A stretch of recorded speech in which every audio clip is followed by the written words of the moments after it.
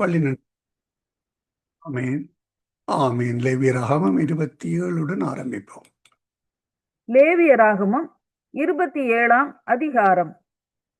பின்னும் கர்த்தர் மோசேயை நோக்கி, நீ இஸ்ரவேல் புத்திரரோடே சொல்ல வேண்டியது என்னவென்றால், யாதாம் ஒருவர் ஒரு விசேஷித்த பொருத்தனை பண்ணி இருந்தால், பொருத்தனை பண்ணப்பட்டவர்கள் உன் மதிப்பின்படி கர்த்தருக்கு உரியவர்கள் 20 வயது முதல் 60 வயதுக்கு உட்பட்ட ஆண் பிள்ளையை நீ பரிசுத்த ஸ்தலத்தின் சேக்கலாகிய 50 வெள்ளி சேக்கலாகவும், பெண் பிள்ளையை 30 சேக்கலாகவும் மதிப்பாயாக.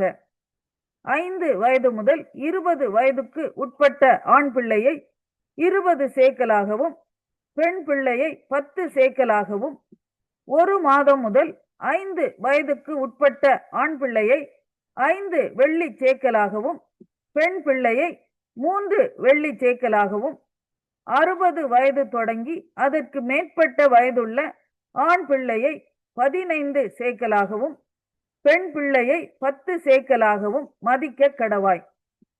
உன் மதிப்பின்படி செலுத்தக்கூடாத தரித்திரனாய் இருந்தால் அவன் ஆசாரியனுக்கு முன்பாக வந்து நிற்க கடவன். ஆசாரியன் அவனை மதிப்பானாக. பொருத்தனை பண்ணினவனுடைய திராணிக்கேற்றபடி ஆசாரியன் அவனை மதிக்க கடவன். ஒருவன் பொருத்தனை பண்ணினது கர்த்தருக்கு பலியிடப்படத்தக்க மிருக ஜீவனானால் அவன் கர்த்தருக்கு கொடுக்கிற அப்படிப்பட்டதெல்லாம் பரிசுத்தமாய் இருப்பதாக. அதை மாற்றாமலும் வேறுபடுத்தாமலும் இருப்பானாக. இழப்பமானதற்கு பதிலாக நலமானதையும், நலமானதற்கு பதிலாக இழப்பமானதையும் செலுத்தாமல் இருப்பானாக. அவன் மிருகத்துக்கு பதிலாக மிருகத்தை மாற்றி கொடுப்பானாகில் அப்பொழுது அதுவும் அதற்கு பதிலாக கொடுத்ததும் பரிசுத்தமாய் இருப்பதாக. அது கர்த்தருக்கு பலியிடப்பட தகாத சுத்தமல்லாத யாதொரு மிருகமானால் அதை ஆசாரியனுக்கு முன்பாக நிறுத்த கடவன். ஆசாரியன் அது நல்லதானாலும் இழப்பமானதானாலும் அதை மதிப்பானாக. உன் மதிப்பின்படியே இருக்க கடவது. அதை மீட்டுக்கொள்ள மனதாய் இருந்தானாகில் உன் மதிப்போடே 5ல் 1 பங்கை கூட்டி கொடுக்க கடவன்.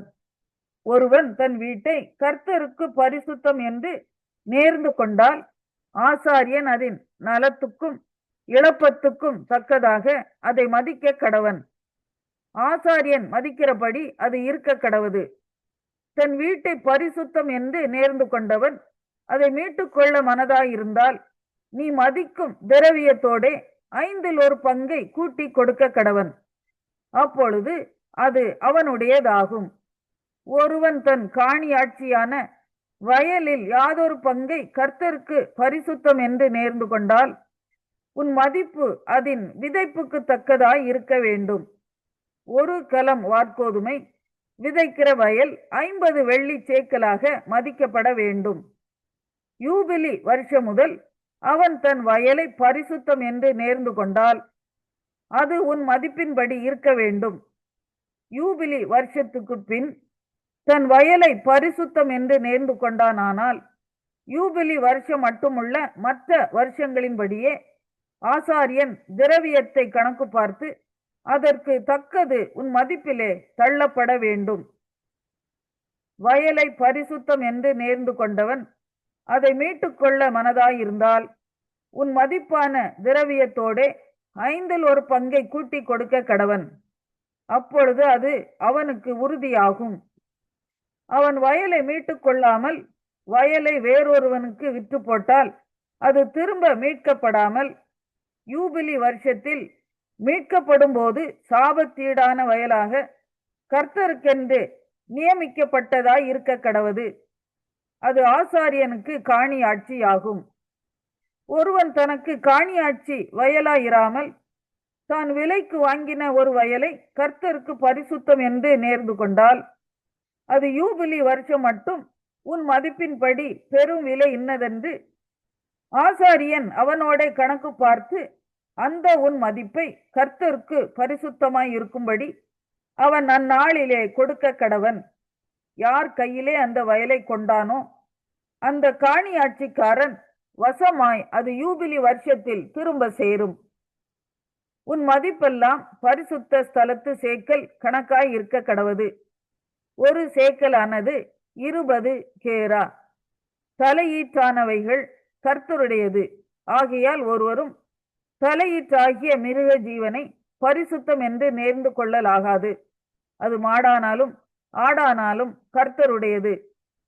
சுத்தமல்லாத மிருகத்தினுடைய தலையீற்றானால் அதை அவன் உன் மதிப்பின்படி மீட்டுக்கொண்டு அதனுடனே 1/5 பங்கை கூட்டி கொடுக்க கடவன். மீட்கப்படாமல் இருந்தால் உன் மதிப்பின்படி அது விற்கப்பட கடவது. ஒருவன் தன் வசத்தில் உள்ள நர ஜீவனிலாவது மிருக ஜீவனிலாவது காணியாட்சி நிலத்திலாவது எதையாகிலும் கர்த்தர்க்கென்று சாபத்தீடாக நேர்ந்து கொண்டால் அது விற்கப்படவும் மீட்கப்படவும் கூடாது. நேர்ந்து கொள்ளப்பட்டவைகளெல்லாம் கர்த்தருக்காக பரிசுத்தமாய் இருக்கும். நர ஜீவனில் சாபத்தீடாக நியமிக்கப்பட்டவைகளெல்லாம் மீட்கப்படாமல் கொலை செய்யப்பட கடவது. தேசத்திலே நிலத்தின் வித்திலும் விருட்சங்களின் கனியிலும் தசம பாகம் எல்லாம் கர்த்தருக்கு உரியது. அது கர்த்தருக்கு பரிசுத்தமானது. ஒருவன் தன் தசம பாகத்திலே எவ்வளவாவது மீட்டுக்கொள்ள மனதாயிருந்தானால் அதனுடன் 1/5 பங்கை கூட்டி கொடுக்க கடவன். கோலின் கீழ்ப்பட்ட ஆடு மாடுகளிலே 10 பங்காகிறதெல்லாம் கர்த்தருக்கு பரிசுத்தமானது. அது நல்லதோ இழப்பமானதோ என்று அவன் பார்க்க வேண்டாம். அதை மாற்றவும் வேண்டாம். மாற்றினால் அதுவும் அதற்கு பதிலாக கொடுக்கப்பட்டதுமாகிய 2 பரிசுத்தமாகும். அது மீட்கப்படக்கூடாதென்று அவர்களோட சொல் என்றார். இஸ்ரவேல் புத்திரருக்கு சொல்லும்படி கர்த்தர் சீனாய் மலையில் 140 சங்கீதம். ராக தலைவனுக்கு ஒப்புவிக்கப்பட்ட தாவீதின் சங்கீதம். கர்த்தாவே, பொல்லாத மனுஷனுக்கு என்னை தப்புவியும், கொடுமை உள்ளவனுக்கு என்னை விலக்கி ரட்சியும். அவர்கள் தங்கள் இருதயத்தில் பொல்லாப்புகளை சிந்தித்து யுத்தம் செய்ய நாள்தோறும் கூட்டம் கூடுகிறார்கள். சர்ப்பத்தை போல் தங்கள் நாவை கூர்மையாக்குகிறார்கள். அவர்கள் உதடுகளின் கீழ் விரியன் பாம்பின் விஷம் இருக்கிறது. சேலா. கர்த்தாவே, துன்மார்க்கனுடைய கைகளுக்கு என்னை நீங்களாக்கி கொடியவனுக்கு என்னை விலக்கி ரட்சியும். அவர்கள் என் நடைகளை கவிழ்க்க பார்க்கிறார்கள். அகங்காரிகள் எனக்கு கண்ணியையும் கயிறுகளையும் மறைவாய் வைக்கிறார்கள். வழியோரத்திலே வலையை விரித்து எனக்கு சுருக்குகளை வைக்கிறார்கள். சேலா. நான் கர்த்தரை நோக்கி, நீர் என் தேவன் என்றேன். கர்த்தாவே, என் விண்ணப்பங்களின் சத்தத்துக்கு செவிகொடும். ஆண்டவராகிய கர்த்தாவே, என் ரட்சிப்பின் பலனே, யுத்த நாளில் என் தலையை மூடினீர். கர்த்தாவே, துன்மார்க்கனுடைய ஆசைகள் சித்தியாதபடி செய்யும். அவன் தன்னை உயர்த்தாதபடி அவனுடைய யோசனையை நடந்தேற ஒட்டாதேயும். சேலா. என்னை வளைந்து கொள்ளுகிறவர்களுடைய உதடுகளின் தீவினைகள் அவர்கள் தலைகளையே மூடுவதாக. நெருப்பு தழல் அவர்கள் மேல் விழுவதாக. அக்கினியிலும் அவர்கள் எழுந்திருக்க கூடாத படுகுழிகளிலும் தள்ளப்படுவார்களாக. கொல்லாத நாவுள்ளவன் பூமியிலே நிலைப்பதில்லை. கொடுமையான மனுஷனை பறக்கடிக்க பொல்லாப்பு அவனை வேட்டையாடும். சிறுமையானவனின் வழக்கையும் எளியவர்களின் நியாயத்தையும் கர்த்தர் விசாரிப்பார் என்று அறிவேன். நீதிமான்கள் உமது நாமத்தை துதிப்பார்கள். செம்மையானவர்கள் உமது சமூகத்தில் வாசம் பண்ணுவார்கள்.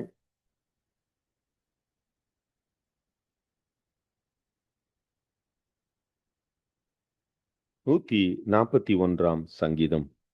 தாவீதின் சங்கீதம். கர்த்தாவே, உம்மை நோக்கி கூப்பிடுகிறேன், என்னிடத்திற்கு வர தீவிரியும். நான் உம்மை நோக்கி கூப்பிடுகையில் என் சத்தத்திற்கு செவிகொடும். என் விண்ணப்பம் உமக்கு முன்பாக தூபமாகவும் என் கையெடுப்பு அந்தி பலியாகவும் இருக்க கடவது. கர்த்தாவே, என் வாய்க்கு காவல் வையும், என் உதடுகளின் வாசலை காத்துக்கொள்ளும். அக்கிரமம் செய்கிற மனுஷரோட ஆகாமிய கிரியைகளை நடப்பிக்கும்படி என் இருதயத்தை துன்மார்க்கத்திற்கு இணங்க ஒட்டதையும். அவர்களுடைய ருசியுள்ள பதார்த்தங்களில் ஒன்றையும் நான் சாப்பிடாமல் இருப்பேனாக. நீதிமான் என்னை தயவாய் குட்டி என்னை கடிந்து கொள்ளட்டும்.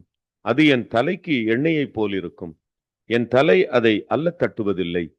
அவர்கள் இக்கட்டுகளில் நான் இன்னும் ஜெபம் பண்ணுவேன். அவர்களுடைய நியாயாதிபதிகள் கன்மலை சார்புகளிலிருந்து தள்ளுண்டு போகிற போது என் வார்த்தைகள் இன்பமானவைகள் என்று கேட்பார்கள். பூமியின் மேல் ஒருவன் மரத்தை வெட்டி பிளக்கிறது போல எங்கள் எலும்புகள் பாதாள வாய்க்கு நேராய் சிதறடிக்கப்பட்டிருக்கிறது. ஆனாலும் ஆண்டவராகிய கர்த்தாவே, என் கண்கள் உம்மை நோக்கி இருக்கிறது. உம்மை நம்பி இருக்கிறேன். என் ஆத்துமாவை வெறுமையாக விடாதேயும். அவர்கள் எனக்கு வைத்த கண்ணியின் சிக்குகளுக்கும் அக்கிரமக்காரரின் சுருக்குகளுக்கும் என்னை விலக்கி ரட்சியும். துன்மார்க்கர் தங்கள் வலைகளில் அகப்படுவார்களாக. நானோ அதற்கு தப்பி கடந்து போவேன்.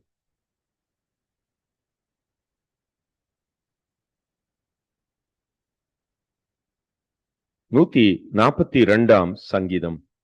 தாவீது கெபியில் இருக்கும்போது பண்ணின விண்ணப்பமாகிய மஸ்கீல் என்னும் சங்கீதம். கர்த்தரை நோக்கி சத்தமிட்டு கூப்பிடுகிறேன். கர்த்தரை நோக்கி சத்தமிட்டு கெஞ்சுகிறேன். அவருக்கு முன்பாக என் சஞ்சலத்தை ஊற்றுகிறேன். அவருக்கு முன்பாக என் நெருக்கத்தை அறிக்கையிடுகிறேன். என் ஆவி என்னில் தியங்கும் போது நீர் என் பாதையை அறிந்திருக்கிறீர். நான் நடக்கிற வழியில் மறைவாக எனக்கு கண்ணி வைத்தார்கள். வலது புறமாய் கண்ணோக்கி பாரும். என்னை அறிவார் ஒருவரும் இல்லை. எனக்கு அடைக்கலம் இல்லாமற் போயிற்று. என் ஆத்துமாவை விசாரிப்பார் ஒருவரும் இல்லை. கர்த்தாவே, உம்மை நோக்கி கூப்பிடுகிறேன். நீரே என் அடைக்கலமும் ஜீவனுள்ளோர் தேசத்திலே என் பங்குமாயிருக்கிறீர் என்றேன். என் கூக்குரலுக்கு செவி கொடும். நான் மிகவும் தாழ்த்தப்பட்டேன். என்னை பின்தொடர்கிறவர்களுக்கு என்னை தப்புவியும். அவர்கள் என்னிலும் பலவான்களாயிருக்கிறார்கள். உமது நாமத்தை நான் துதிக்கும்படி என் ஆத்துமாவை காவலுக்கு நீங்களாக்கிவிடும்.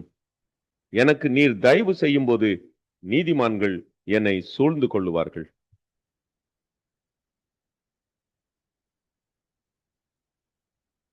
லூக்கா 10ஆம் அதிகாரம். இவைகளுக்கு பின்பு கர்த்தர் வேறே 70 பேரை நியமித்து தாம் போகும் சகல பட்டணங்களுக்கும் இடங்களுக்கும் அவர்களை தமக்கு முன்னே 2 பேராக அனுப்பினார். அப்பொழுது அவர் அவர்களை நோக்கி, அறுப்பு மிகுதி, வேலையாட்களோ கொஞ்சம். ஆகையால் அறுப்புக்கு எஜமான் தமது அறுப்புக்கு வேலையாட்களை அனுப்பும்படி அவரை வேண்டிக் கொள்ளுங்கள். புறப்பட்டு போங்கள். ஆட்டுக்குட்டிகளை ஓநாய்களுக்குள்ளே அனுப்புகிறது போல இதோ நான் உங்களை அனுப்புகிறேன். பணப்பையையும் சாமான் பையையும் பாதரட்சைகளையும் கொண்டு போக வேண்டாம். வழியிலே ஒருவரையும் வினவவும் வேண்டாம். ஒரு வீட்டில் பிரவேசிக்கிற போது இந்த வீட்டுக்கு சமாதானம் உண்டாவதாகவென்று முதலாவது சொல்லுங்கள். சமாதான பாத்திரன் அங்கே இருந்தால் நீங்கள் கூறின சமாதானம் அவனிடத்தில் தங்கும். இல்லாதிருந்தால் அது உங்களிடத்திற்கு திரும்பி வரும். அந்த வீட்டிலே தானே நீங்கள் தங்கியிருந்து அவர்கள் கொடுக்கிறவைகளை புசித்து குடியுங்கள். வேலையாள் தன் கூலிக்கு பாத்திரனாய் இருக்கிறான். வீட்டுக்கு வீடு போகாதிருங்கள். ஒரு பட்டணத்தில் நீங்கள் பிரவேசிக்கிற பொழுது ஜனங்கள் உங்களை ஏற்றுக்கொண்டால் அவர்கள் உங்கள் முன் வைக்கிறவைகளை நீங்கள் புசித்து அவ்விடத்தில் உள்ள பிணியாளிகளை சொசமாக்கி தேவனுடைய ராஜ்யம் உங்களுக்கு சமீபமாய் வந்திருக்கிறது என்று அவர்களுக்கு சொல்லுங்கள்.